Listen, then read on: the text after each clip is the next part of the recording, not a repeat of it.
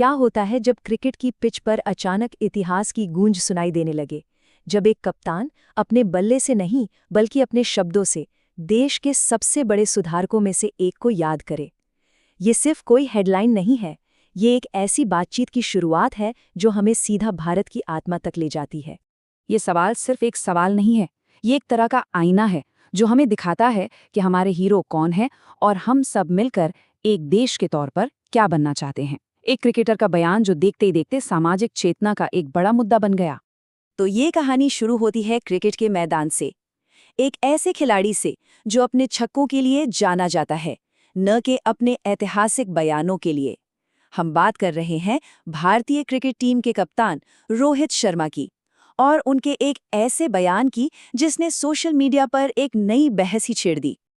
देखिए, रोहित शर्मा का नाम सुनते ही हमारे दिमाग में रनों का पहाड़ और रिकॉर्ड्स की एक लंबी लिस्ट आती है, लेकिन उनकी कहानी सिर्फ इन आंकड़ों की नहीं है। ये मुंबई की तंग गलियों से निकलकर दुनिया के सबसे बड़े क्रिकेट स्टेडियमों तक पहुंचने के संघर्ष की कहानी है। एक आम परिवार का लड़का जिसने न सिर्फ गरीबी देखी बल्कि ये भी समझा कि भारत की असली ताकत उसके लोगों में और उसके इतिहास में है। और फिर एक इंटरव्यू में उन्होंने कुछ ऐसा कह दिया जिसने सबको हैरान कर दिया। जब उनसे भारत के प्रेरणा देने वाले नेताओं के बारे में पूछा गया तो उन्होंने एक ऐसा नाम लिया जिसकी उम्मीद शायद ही किसी को थी। ये बयान सिर्फ एक जवाब नहीं था, ये उनकी गहरी सोच और समझ को दिखाता था। लेकिन रोहित शर्मा सिर्फ अंबेडकर का नाम लेकर ही नहीं रुके। उन्होंने क्रिकेट की दुनिया और अंबेडकर के भारत के सपने के बीच एक ऐसा कनेक्शन बनाया जो बहुत ही पावरफुल है। चलिए देखते हैं कि कैसे उन्होंने खेल के मैदान को एक सामाजिक संदेश का मंच बना दिया। रोहित शर्मा के लिए भारतीय क्रिकेट टीम सिर्फ एक स्पोर्ट्स टीम नहीं है, ये अनेकता में एकता का एक जीता जागता सबूत है। एक ऐसी जगह जहां भाषा, कल्चर और धर्म की सारी दीवारें गिर जाती हैं और बचती है तो सिर्फ एक पहचान, टीम इंडिया। ये तस्वीर इस आइडिया को बहुत अच्छे से समझाती है। देखिए, एक तरफ मैदान पर खिलाड़ियों की एकता है और दूसरी तरफ अंबेडकर का एक ऐसे देश का सपना जो आज़ादी, बराबरी और भाईचारे की नींव पर खड़ा हो। दोनों का लक्ष्य एक ही है, एकजुटता।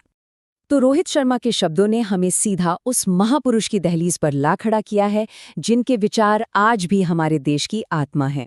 तो चलिए अब हम सीधे डॉक्टर अंबेडकर के जीवन और उनके उस संघर्ष की कहानी में चलते हैं जिसने भारत का भविष्य लिख दिया। बाबा साहेब का जीवन सिर्फ एक नेता की कहानी नहीं है, बल्कि उस इंसान की कहानी है जिसने नाइंसाफी से भरे समाज में इंसाफ की मशाल जलाई। वो उस दौर में पैदा हुए थे जब समाज में इंसान को इंसान तक नहीं समझा जाता था, लेकिन उन्होंने इन हालात को अपनी किस्मत मानने से साफ इनकार कर दिया। उनकी पूरी यात्रा किसी चमत्कार से कम नहीं थी। सोचिए, एक ऐसे समाज में जन्म लेना जहां आपकी जाति ही आपकी पहचान हो और फिर उसी समाज की सबसे ऊंची चोटियों तक पहुंचना। उन्होंने सिर्फ अपनी तकदीर ही बदली बल्कि करोड़ों लोगों के लिए उम्मीद की एक नई राह बनाई। और इस लड़ाई में उनका सबसे बड़ा हथियार थी शिक्षा। उनका ये मानना था कि समाज को बदलने की सबसे बड़ी ताकत अगर कुछ है तो वो शिक्षा है। अगर लोग पढ़ेंगे, लिखेंगे तो वे अपने अधिकारों को पहचानेंगे और नाइंसाफी के खिलाफ खड़े होने की हिम्मत जुटा पाएंगे। उनके लिए एजुकेशन सिर्फ डिग्री नहीं थी बल्कि सम्मान से जीने का रास्ता थी। और इसी सोच से जन्मा उनका वो मशहूर नारा जो आज भी दबे कुचले समाज के लिए एक मंत्र की तरह है, शिक्षित बनो, संगठित रहो और संघर्ष करो। ये सिर्फ 3 शब्द नहीं है, ये सामाजिक क्रांति का एक पूरा रोड मैप है। डॉक्टर अंबेडकर का काम सिर्फ इतिहास की किताबों तक सीमित नहीं है, उनकी विरासत आज भी हमारे लोकतंत्र की हर सांस में जिंदा है। चलिए देखते हैं कि कैसे उनके विचार आज भी भारत की नींव को मजबूत बनाए हुए हैं।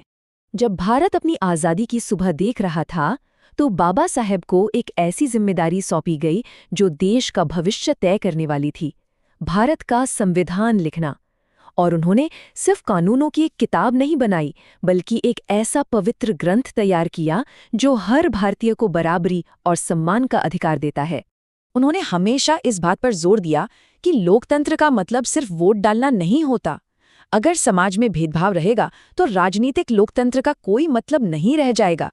इसीलिए उन्होंने सामाजिक लोकतंत्र की बात की, यानी एक ऐसा समाज जो सच में लोकतांत्रिक हो। उनके लिए एक मजबूत राष्ट्र इन 3 पिलर्स पर टिका होता है।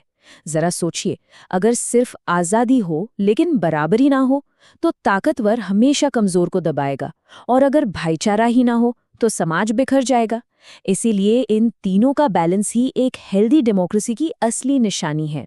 तो जब रोहित शर्मा जैसे आज के हीरो बाबा साहेब का नाम लेते हैं तो वे हमें याद दिलाते हैं कि ये सपना अभी अधूरा है। ये सवाल सिर्फ नेताओं के लिए नहीं, हम सब के लिए है। क्या हम सिर्फ एक क्रिकेट टीम के तौर पर एकजुट हैं या एक समाज के तौर पर भी?